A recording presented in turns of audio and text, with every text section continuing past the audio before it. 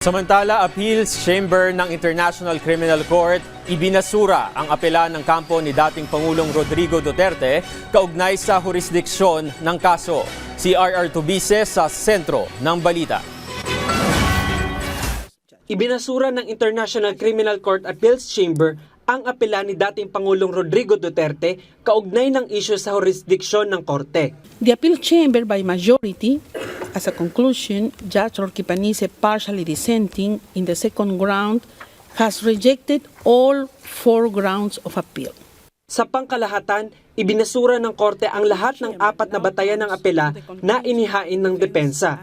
Ayon pa sa appeals chamber, wala nang bisa ang hiling ni Duterte na agaran at walang kondisyong pagpapalaya sa kanya.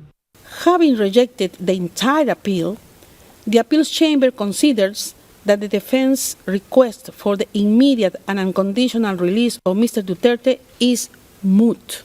Kinumpirma ng appeals chamber ang naunang desisyon ng pre-trial chamber 1 na may jurisdiksyon ng ICC sa kaso laban kay Duterte.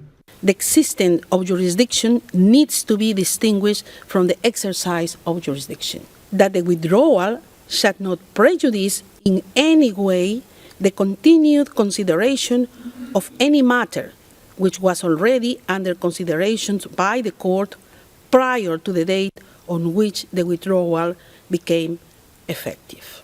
Nauna nang iginiit ng kampo ni Duterte na wala ng saklawang ICC matapos umalis ang Pilipinas sa Rome Statute noong 2019. Ngunit ayon sa korte, sakop pa rin nito ang mga di umano'y krimen dahil naganap ang mga ito habang miyembro pa ang bansa. Dahil dito, magpapatuloy ang ICC sa mga proceedings nito laban sa dating Pangulo kaugnay ng mga paratang na crimes against humanity.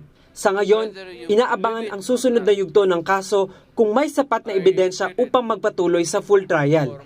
RR Tubice para sa Pambansang TV sa Bagong Pilipinas.